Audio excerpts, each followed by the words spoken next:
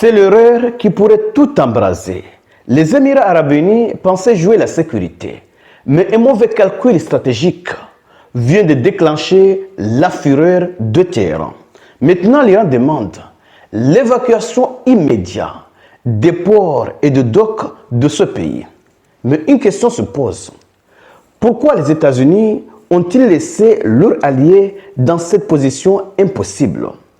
Et si ce faux pas n'était pas un accident, mais un piège? Chez Mademoiselle, chez Messieurs, dans cette vidéo, nous allons décrypter ce dossier que personne ne veut ouvrir en profondeur de cette vidéoconférence. Mais avant d'aller en profondeur, partagez cette vidéo pour faire en sorte que ceux qui ne sont pas encore abonnés puissent également bénéficier de ces informations. Et si vous ne faites pas partie de la communauté, il est temps de cliquer sur le bouton suivre pour rejoindre votre communauté. Allons-y directement dans les détails. Que disent les sources? Commençons par ce message qui fait froid dans le dos. Le porte-parole du quartier général central de Khartam, en Iran, déclare ceci. Nous demandons aux musulmans des Émirats arabes unis et des centres de population d'évacuer les ports, les docks et les cachettes américaines dans les villes des Émirats arabes unis pour éviter tout danger. Pourquoi ils demandent l'évacuation des ports et de docks?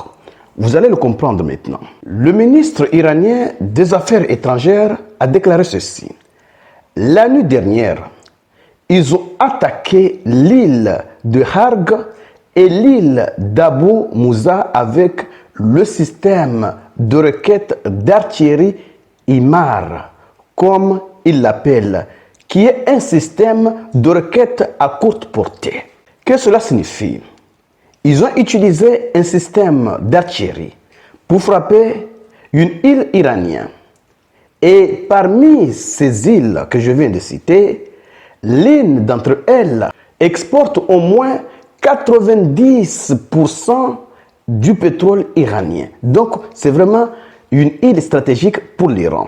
Et si je ne me trompe pas, c'est l'île de Harg. Donc, ils ont utilisé un système d'artillerie pour frapper cette île iranienne.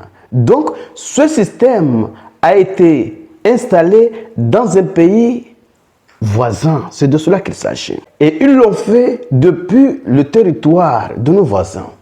Il est clair qu'ils utilisent le territoire de nos voisins pour nous attaquer avec ce type de requête. Et c'est absolument inacceptable. Donc, ça, c'est une preuve qui montre que ce que l'Iran est en train de faire aux Émirats arabes unis et dans d'autres pays voisins, ce ne sont pas des opérations offensives, c'est juste des opérations défensives. Ces attaques ont été suivies par nos forces et il est maintenant clair qu'elles sont tirées depuis les Émirats arabes unis, depuis deux endroits aux Émirats arabes unis, de Ras et d'un endroit très proche de la ville de Dubaï. Et il est très dangereux qu'ils utilisent des zones très peuplées pour lancer des roquettes contre nous. Oui, c'est très dangereux, même pour les Émirats arabes unis. Parce que si ils utilisent des endroits peuplés pour lancer des attaques contre l'Iran, l'Iran sera obligé de neutraliser ce système. Et si le missile rate sa cible, le missile pourrait frapper un immeuble. C'est de cela qu'il s'agit. Donc, ceux qui croient que l'Iran est en train d'agresser ses voisins, qu'ils se trompent. L'Iran est en train de se défendre. L'Iran n'est pas en train de lancer des opérations de représailles contre ses voisins. Non, le danger est toujours là. Ils utilisent les territoires de ses voisins pour contrôler l'Iran, pour espionner l'Iran. Et surtout, pour lancer des opérations contre l'Iran. C'est de cela qu'il s'agit. Les avions qui ont été endommagés en Arabie Saoudite, c'était des avions de ravitaillement, des avions qui sont utilisés actuellement dans ce conflit pour ravitailler les avions de chasse qui frappent le pays. Donc, si l'Iran frappe une base en Arabie Saoudite, cela n'a rien d'une provocation, c'est juste une mission purement défensive. Les pays de la région s'étonnent que l'Iran ose les frapper. L'Iran ne les frappe pas. L'Iran frappe les objectifs qui sont utilisés pour attaquer son territoire. C'est de cela qu'il s'agit, que ça soit clair.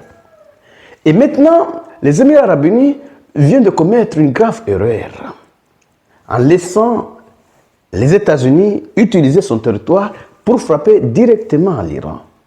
Parce que c'est à partir des Émirats que les États-Unis ont lancé ces attaques. Je dirais même que c'est un piège.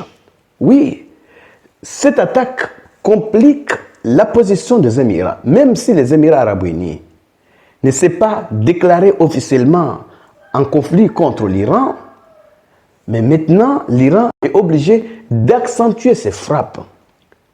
Vous devez le savoir qu'au début de ces opérations, l'Iran a envoyé plus de missiles et drones aux Émirats arabes unis qu'en Israël. Oui, plus de missiles et drones aux Émirats arabes unis qu'en Israël. Pourquoi? Parce qu'il y a un danger permanent aux Émirats arabes unis. Sinon, l'Iran ne serait pas en train d'envoyer plus de missiles dans un pays voisin, plus que le pays qu'il est en train de se battre. Ça serait illogique. Mais il le sait. Mais la différence, c'est que les cibles sont complètement différentes. Ici, il frappe seulement des cibles américaines. Là-bas, il frappe même, je crois, les centres de commandement, etc., etc. Donc, les cibles en Israël sont extrêmement importantes que les cibles aux Émirats arabes unis. Même si l'Iran a envoyé plus de missiles et de drones aux Émirats arabes unis qu'en Israël, au début du conflit. Oui, parce qu'au début, l'Iran avait consacré 60% pour ses voisins et 40% pour Israël. Je dois, mesdemoiselles et messieurs, partager cette vidéo au maximum pour faire en sorte que ceux qui ne sont pas encore abonnés puissent également bénéficier de ces informations. Parce que si aujourd'hui ou demain, vous voyez qu'un port des Émirats arabes unis ou un dock a été pulvérisé par un missile iranien, ne venez pas dire que l'Iran est en train de frapper ses voisins. Venez dire que l'Iran venait de pulvériser un port qui a été utilisé par le USA pour attaquer son pays. C'est de cela qu'il s'agit.